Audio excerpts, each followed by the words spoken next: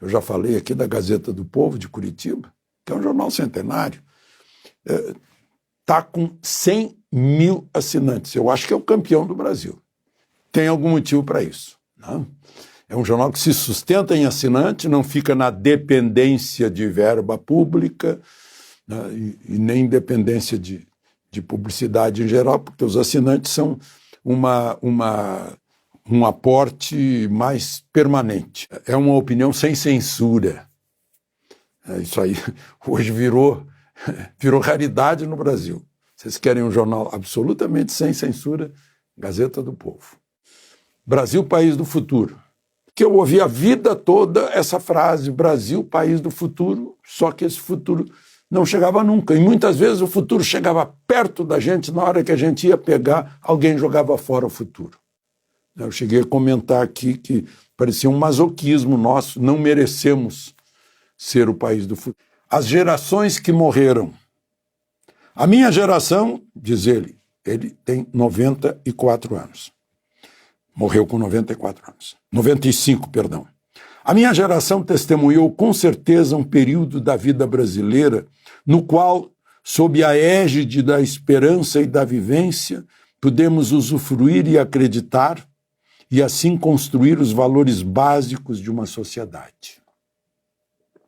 Valores pautados pela esperança e marcados pela valorização da saúde, da educação, do pátrio valor, como o culto à pátria, e respeitou-se tudo aquilo que estrutura uma sociedade sadia. Nunca, como naquela época, tornou-se verdade o texto de Stefan Zweig, Brasil, país do futuro. Eu conheci Paulo Velin naquela época, ele era presidente da Federação das Indústrias e eu era repórter econômico do Jornal do Brasil. E ambos testemunhamos esse período. O milagre brasileiro. Já falei para vocês, nós crescemos durante vários anos a média de 11,2% ao ano. Muito mais que a China. Chegamos a crescer 14% num ano. Foram tempos gloriosos, ditou ele para a Lourdes, mulher dele, que foi escrevendo. Foram tempos gloriosos de extrema vibração cívica. De lá para cá começaram a deturpar os valores que aprendemos a admirar e praticar, encontrados nos países do primeiro mundo, a verdadeira democracia.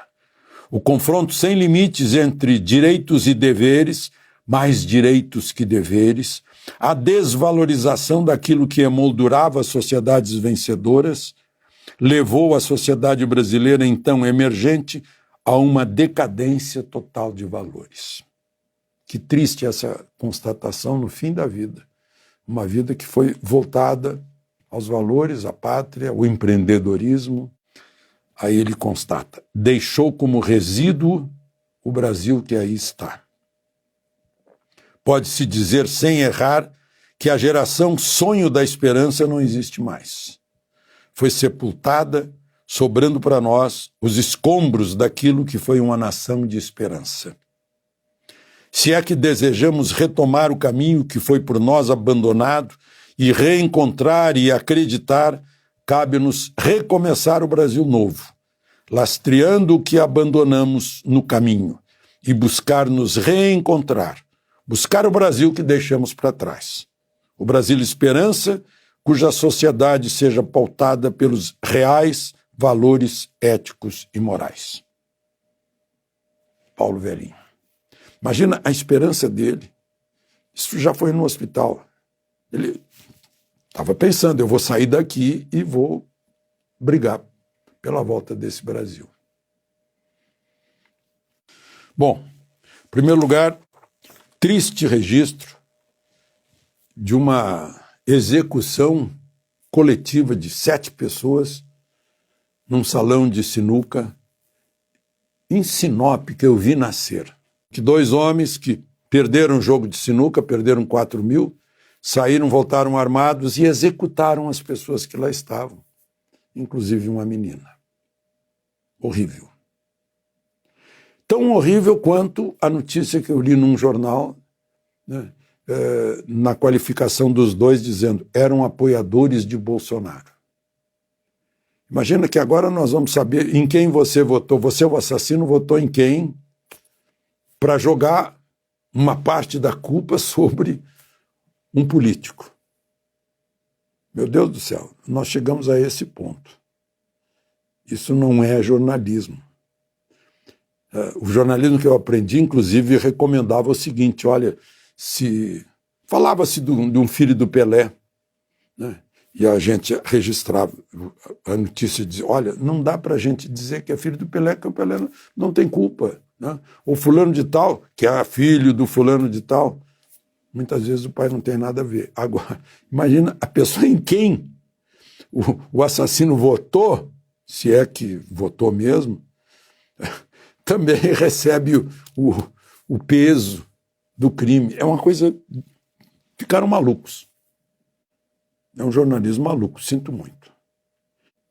Aqui em Brasília teve, nos últimos 3 anos, 65 mortes, 65 assassinatos de mulheres. Nesses 65 assassinatos de mulheres, 13 foram por arma de fogo. A maior parte faca, ou pau, pedra, estrangulamento. Ou seja, em cada 10 casos, 2 com arma de fogo.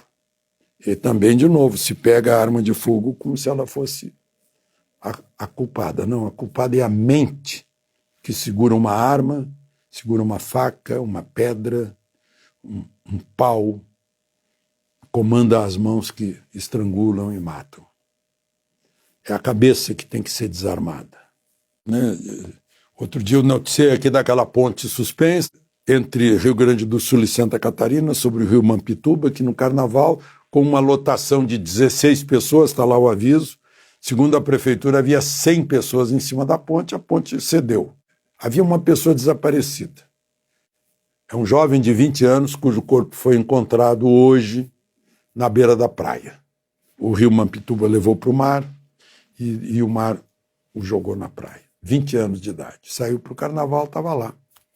Entre as dezenas ou a centena que estava em cima de uma ponte onde cabia menos de 20 pessoas. E me chamou a atenção nas imagens a quantidade de edifícios que eu vi ao fundo. Eu fiquei boquiaberto. Eu disse, meu Deus do céu, que pena o que estão fazendo. Meu Deus do céu. E hoje eu fiquei sabendo que há movimentos em praias gaúchas, Xangri-Lá, por exemplo, é uma delas, regiões de outras praias, de Capão da Canoa, de Tramandaí, contra a verticalização, que é um horror. O que fizeram com o Balneário Camboriú?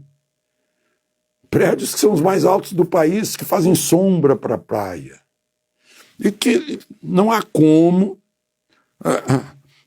empilhar, não é só a gente, mas tanto o automóvel dessa gente, tanto despejo sanitário, né, águas usadas, demanda de energia elétrica, elevador, se faltar energia, o sujeito fica preso lá em cima, no litoral. Dá uma pena. Eu vi uma solução em Viña del Mar, no Chile, e lá eu não sei como é que está, porque faz tempo lá em Manaus, na margem do Rio Negro, que é obrigado a deixar entre um prédio e outro um espaço imenso para que a rua de trás consiga ver o mar, receber a brisa, que as pessoas consigam receber sol.